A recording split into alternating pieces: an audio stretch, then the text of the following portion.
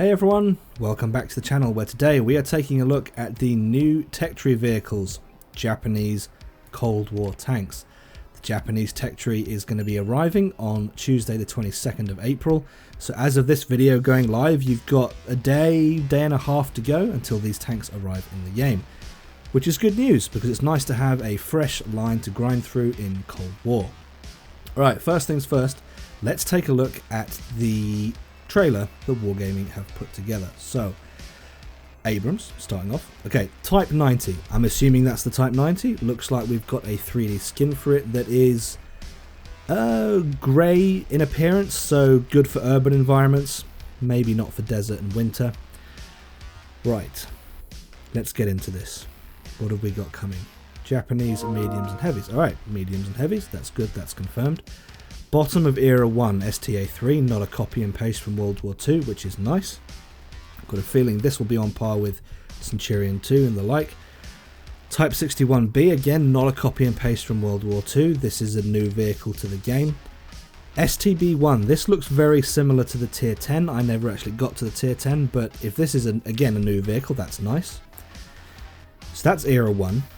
Era 2, okay, this is where things change slightly. These are mediums. But these have all got, siege mode.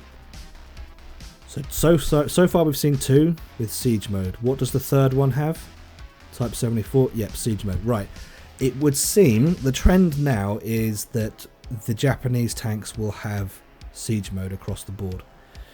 That to me is a bit of a gimmick, but we can talk about that a little bit later. So TKX. This is bottom of Era 3. So, you know, it'll be on par with Leopard 2, M1 Abrams, Type 90. This is top of Era 3, and I'm hoping that this will be a very, very nice vehicle to play. There's the 3D skin. Looking pretty sharp, I've got to say. Yeah. Okay. Alright. So there's the line. There is the line. We have 3 Era 1. 3 Era 2, bottom of Era 3, so Tier 1 of Era 3, and then Tier 3 of Era 3, so there's no Tier 2, there is no M1A1 equivalent, you're just going straight from the bottom straight to the top. So a whole new line featuring 8 tanks instead of the full, well, the full house would be 9, a possible of 9, we've got 8. So, little preview there for the skin, which doesn't show us much. Right, Era 1 STA3.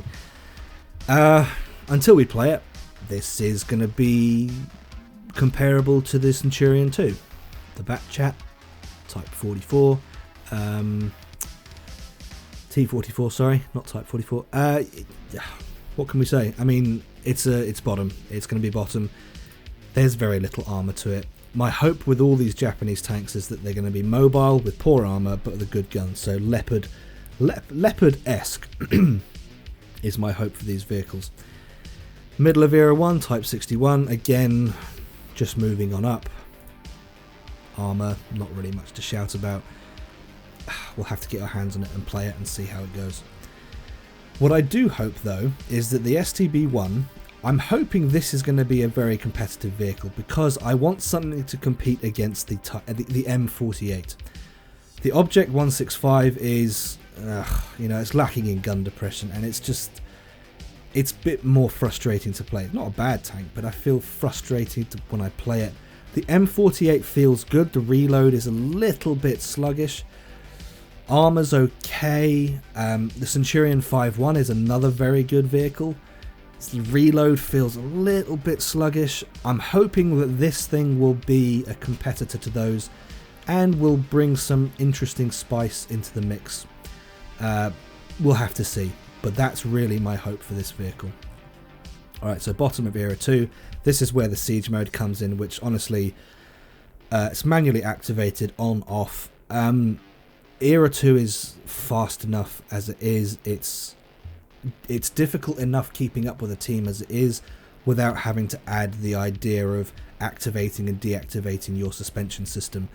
I personally think it's a bit of a gimmick because, well, in Cold War especially, it's a bit of a gimmick because the games are too quick.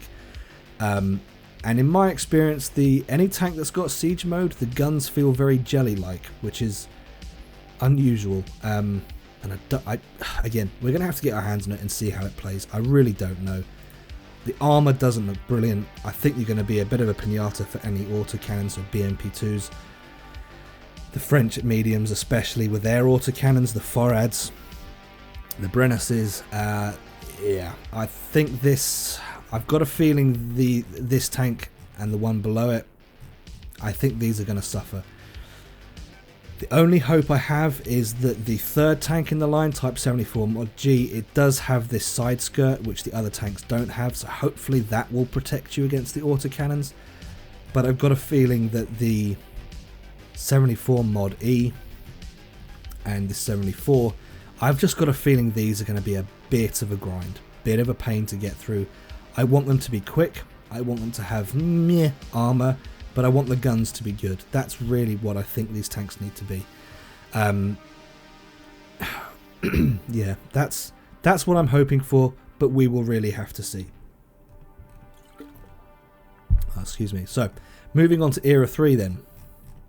This is where things get interesting. So, we'll take a look at the tech tree just to confirm this. So, 190,000 XP, Era 3. Let's take a look at the tech tree here. So, M1 Abrams, 190,000. We know that's bottom. Tier 1 of Era 3, 190,000. Okay. Scroll down to the Type 90, 220,000. Okay. Alright. M1A2, 220. So this confirms that the Type 90 is top of Era 3. The TKX is bottom of Era 3. So you've got no M1A1 equivalent. You're just jumping straight from the M1 to the M1A2. That sort of jump.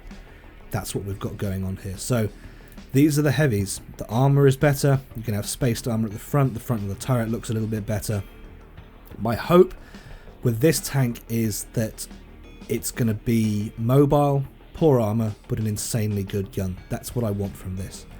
My only experience playing a Type 90 is in War Thunder, and this tank in War Thunder is one of those tanks where if you don't kill it with the first shot, you're done, because this thing will reload before you do. Doesn't matter if you're in a T-72, M1A2 Abrams, Charlie 2. If this thing shoots the same time as you and you don't kill it, it will reload before you and it will kill you. This thing has a 4-second reload. So my hope is that with the right crew and equipment, you can get that reload down to 5 seconds, 4.5 seconds. That's my hope.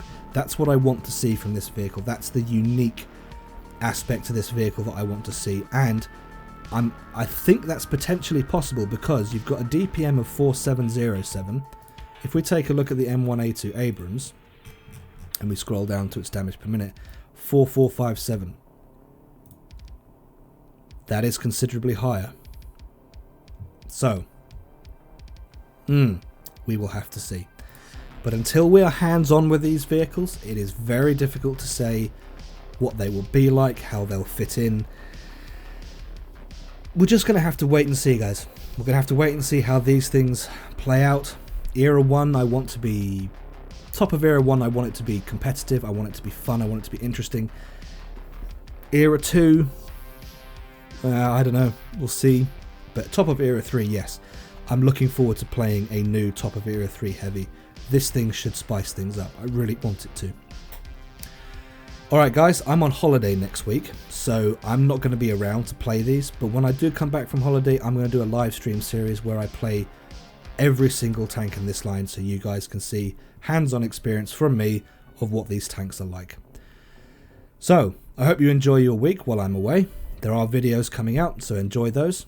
That is all I've got for this video, so if you've enjoyed it, please leave it a like, if not a dislike, subscribe if you haven't already, and I'll catch you in the next one.